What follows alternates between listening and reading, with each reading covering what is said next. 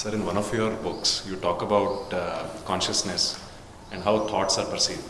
You talk about thought perceiving a thought. So before that understanding, or rather, before I read that, I had heard about witness consciousness. Okay. That when thoughts bubble up, it's the witness that is watching and listening to that thought. Right. But after I read this, I got a bit confused. Then I realized that there is more to it. Maybe the witness consciousness is getting split somehow.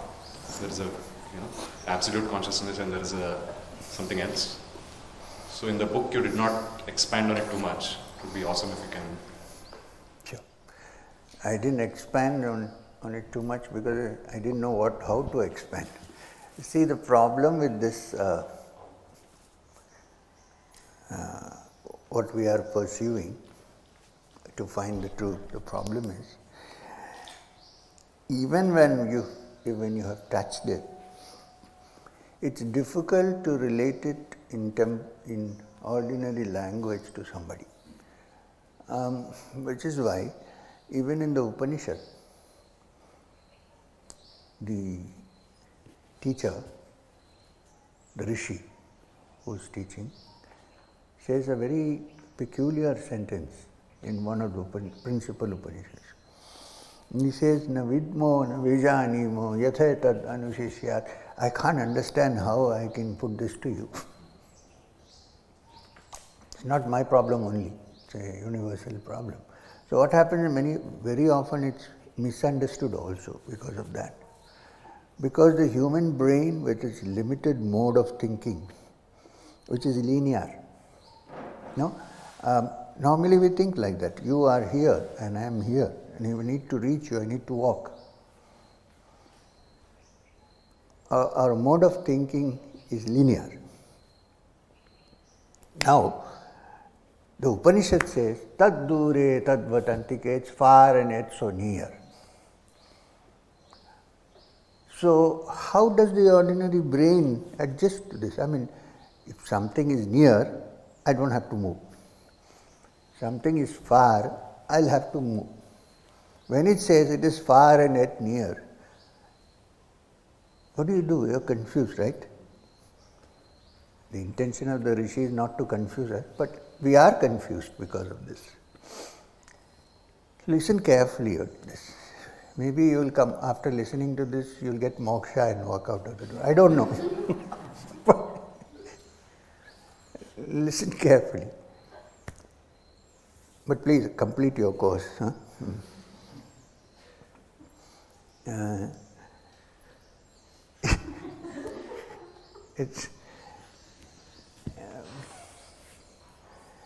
So we'll come to your question.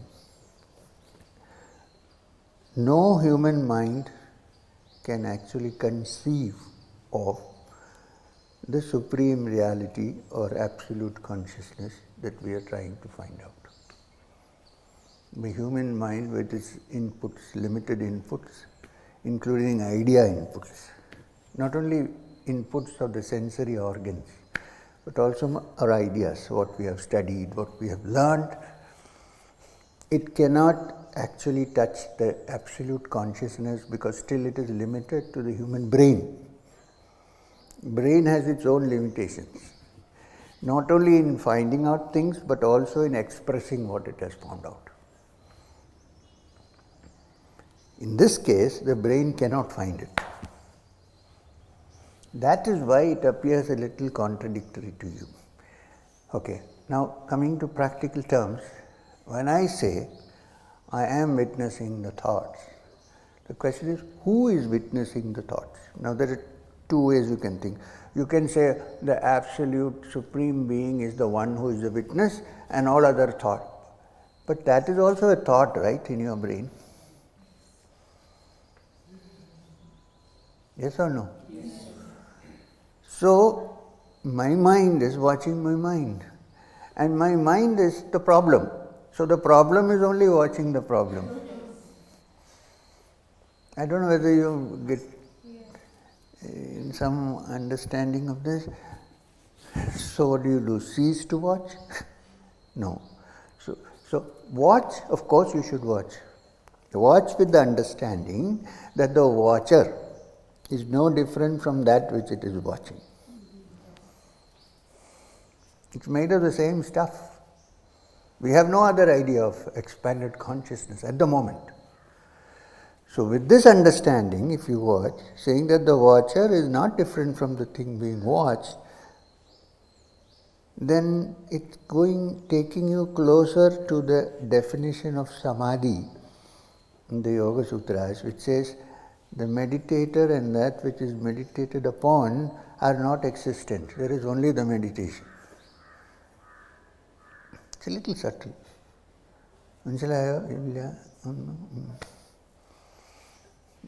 So, I'm sorry I'm going on one question, but it's important. Okay? So when you watch, after all your yoga and practices, it's required that you do asana, pranayama and the different mudras before your mind becomes subtle enough to watch. Simply it doesn't happen to everybody on the street.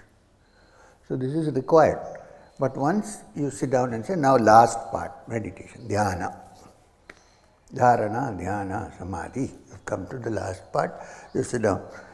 Watching. While you are watching, remember that at the moment, the watcher is not different from that which it is watching. What we call the witness is a product of this mind and its thoughts. It's not different yet. With this understanding, if you watch, you can do nothing about it. Be passive. You cannot actively do anything. And when you watch with this understanding, then you come to a feeling that there is nothing I can do, just sit. When that nothing I can do happens, then you are on your way. There is no other grasping anywhere. You know? I hope you get the drift of what I am trying to say. Different people might have got it in different ways. That's okay. But